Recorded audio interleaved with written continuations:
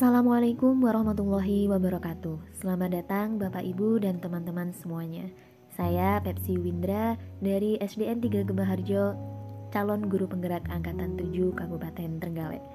Di sini saya akan menyampaikan demonstrasi kontekstual terkait pemikiran filosofis pendidikan Ki Hajar Dewantoro. Profil singkat Ki Hajar Dewantoro. Nama asli Raden Mas Suryaningrat. Beliau lahir di Yogyakarta tanggal 2 Mei 1889. Hari kelahiran beliau diperingati sebagai Hari Pendidikan Nasional.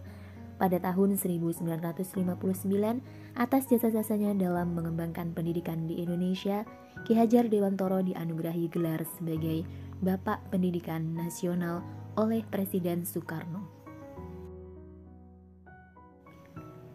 Melalui pemikiran beliau yang dituangkan dalam buku ataupun dalam pidatonya, beliau mengajak kita membuka mata dan hati kita untuk mewujudkan cita-cita luhur pendidikan.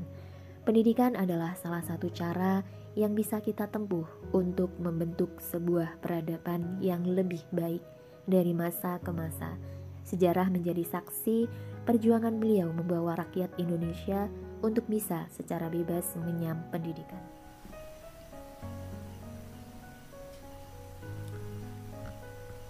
Filosofi pendidikan Ki Hajar Dewantoro. Pendidikan adalah tempat persemaian segala benih-benih kebudayaan yang hidup dalam masyarakat kebangsaan. Pendidikan itu menuntun segala kodrat yang ada pada anak, agar mereka dapat mencapai kebahagiaan yang setinggi-tingginya baik sebagai manusia maupun anggota masyarakat. Seorang pendidik diibaratkan sebagai seorang petani. Petani tidak akan bisa menumbuhkan jagung dari benih padi yang ditanam. Tugas petani adalah menuntun dalam artian merawat dan menjaga tumbuh kembang benih yang sudah ditanamnya agar bisa tumbuh secara maksimal. Benih yang kurang baik akan tumbuh menjadi tanaman yang baik melalui perawatan dari petani seperti media tanah yang subur, air, sinar matahari, dan pupuk yang cukup.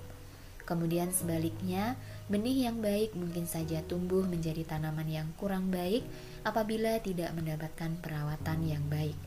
Seperti itulah perumpamaan tugas guru dalam menuntun peserta didiknya. Guru menyediakan lingkungan belajar, sumber belajar, metode belajar, media belajar, dan bahan ajar yang tepat sesuai kebutuhan anak akan mengembangkan anak-anak secara maksimal sesuai potensinya. Di sini saya menampilkan dua gambar. Gambar yang pertama adalah gambar para petani yang sedang memanen hasil sawahnya. Kemudian gambar yang satunya adalah gambar Bapak Ibu guru atau gambar saya bersama Bapak Ibu guru yang lain dan peserta didik. Ketika itu kami sedang membagikan apresiasi untuk anak-anak yang berprestasi dalam proses belajarnya.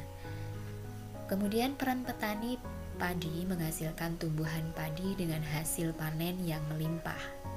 Peran pendidik menuntun peserta didik dalam proses perkembangannya sesuai potensi, bakat, dan minat masing-masing anak.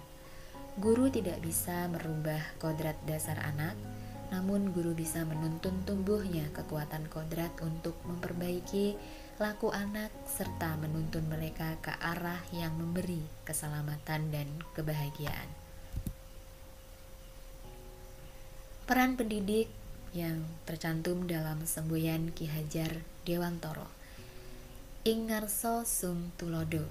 Di sini berarti ketika berada di depan, pendidik memberikan teladan atau contoh untuk peserta didiknya. Kemudian yang kedua, ing matyo mangun karso. Karso di sini berarti kemauan. Jadi ketika berada di tengah, pendidik memberikan semangat dan ide kepada peserta didiknya. Yang terakhir, tutwuri handayani. Di sini berarti bahwa di belakang seorang pendidik memberikan dorongan untuk peserta didiknya.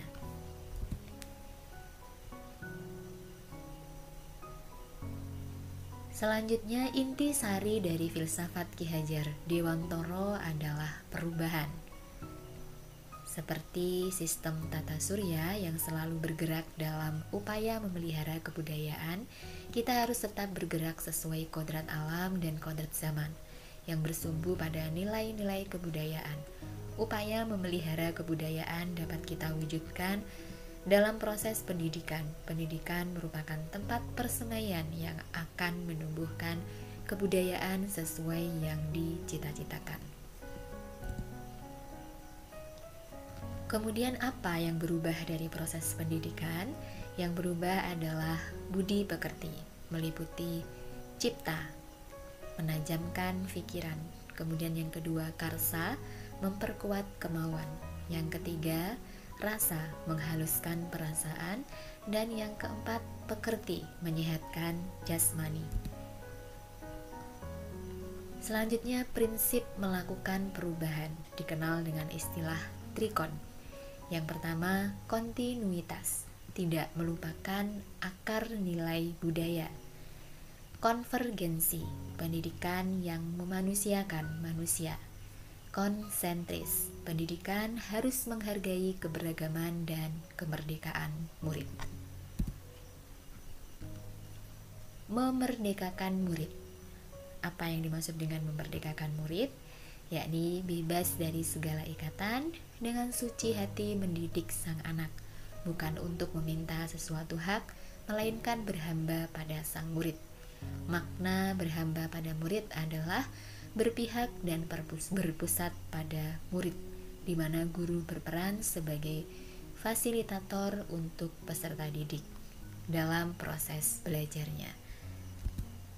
Kemudian tujuan dari Merdeka Belajar itu diharapkan dapat mewujudkan 6 dimensi profil pelajar Pancasila.